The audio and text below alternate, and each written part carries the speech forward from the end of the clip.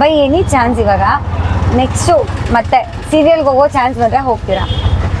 ನನಗೆ ತುಂಬ ಫ್ರ್ಯಾಂಕ್ ಆಗಿ ಏನಿಸುತ್ತೆ ಅಂದರೆ, ನಾನು ತುಂಬ ನಿಜ ಹೇಳ್ತೀನಿ, ನಾನು ಸೀರಿಯಲ್ ಯಾಕೆ ಈಗ ಹಳ್ಳಿ ಕಡೆ, ಈಗ ನಮ್ಮದು ಮದರನಹಳ್ಳಿ, ದಾಸನಕೊಪ್ಲು ಅಂತ ಊರು, ಅಲ್ಲಿ ಮೆಜಾರಿಟಿ ಅವರೆಲ್ಲ ಟೆಲಿವಿಷನ್ ನೋಡೋದು. ಬಿಕಾಸ್ ಬೆಳಿಗ್ಗೆ ಅವರು ಹೊಲದ ಹತ್ರ ಹೋಗ್ಬೇಕು ಕೆಲಸ, ಆಮೇಲೆ ಮನೆಗೆ ಬಂದು that was the only platform. ಆಮೇಲೆ ಈಗ ನಮ್ಮ ಅಜ್ಜಿ ನನ್ನ ನೋಡೋದಕ್ಕೆ ಟಿವಿಯಿಂದಾನೇ ಸಾಧ್ಯ ಆಗ್ತಿತ್ತು, ಥಿಯೇಟರ್ಗೆಲ್ಲ ಹೋಗೋಕ್ಕಾಗಲ್ಲ. ಸೊ ನನಗೆ ಅವ್ರಿಗೋಸ್ಕರ ಮಾಡ್ಬೇಕು ಅಂತ ತುಂಬಾ ಇತ್ತು. ಈಗಲೂ ಕೂಡ ಇಫ್ ಇನ್ ಕೇಸ್ ನಾನು ಮಾಡಿದ್ರೆ ಅವ್ರಿಗೋಸ್ಕರ, ನಮ್ಮ ಊರಲ್ಲೆಲ್ಲ ಜನ ಇದಾರಲ್ಲ ಅವ್ರಿಗೋಸ್ಕರ ಮಾಡ್ತೀನಿ. ಬಟ್ ಕನ್ನಡತಿ ಏನೊಂದು ಪ್ಲಾಟ್ಫಾರ್ಮ್ ನಾನು ಕ್ರಿಯೇಟ್ ಮಾಡ್ಕೊಂಡಿದೆ, ಆ ತರ I need some good story. ನನ್ನ ಆಮೇಲೆ ಯಾವತ್ತೂ ಮೈಂಡ್ ಅಲ್ಲಿ ಸೀರಿಯಲ್ ಮೂವಿ ಅಂತ ಅನ್ಕೊಂಡಿಲ್ಲ. ನಾನು ಅಷ್ಟೇ ಎಫರ್ಟ್ ಅಲ್ಲೂ ಹಾಕ್ತಿದ್ದೆ, ನಾನು ಅಷ್ಟೇ ಎಫರ್ಟ್ ಇಲ್ಲೂ ಹಾಕ್ತಿದ್ದೆ. ಅದಕ್ಕೆಲ್ವಾ ಮೂಸರಿ ಗೆದ್ದಿದ್ದಲ್ಲಿ.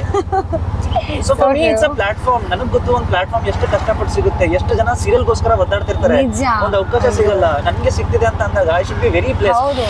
ಎಷ್ಟು ಜನ ಆಡಿಷನ್ ಮಾಡಿರ್ತಾರೆ, ಎಷ್ಟು ರಿಸ್ಕ್ ಇರುತ್ತೆ. ಅಂಡ್ ಇನ್ನೊಂದು ಕನ್ನಡತಿ ಪಾರ್ಟ್ 2 ಏನಾದ್ರು ಎಕ್ಸ್ಪೆಕ್ಟ್ ಮಾಡ್ಬೋದಾ ನಾವು? ಬಿಕಾಸ್ ಅದಕ್ಕಂತೂ ಇಷ್ಟು ಫ್ಯಾನ್ಸ್ ಇದ್ದಾರೆ. ಇಲ್ಲ, ನಾನು ಹೇಳುವಾಗ ಕನ್ನಡತಿ ಅನ್ನೋ ಒಂದು ಧಾರಾವಾಹಿ ಒಂದೇ ಸಲ ಮಾಡೋಕ್ಕಾಗದು. ಅದು ನಾವೇ ಮತ್ತೆ ಸೇರ್ಕೊಂಡ್ರು ಇನ್ನೊಂದು ಕನ್ನಡತಿ ಮಾಡೋಕ್ಕಾಗಲ್ಲ, ಅಥವಾ ಅದು ಮತ್ತೆ ಆಗಲ್ಲ. It should happen once.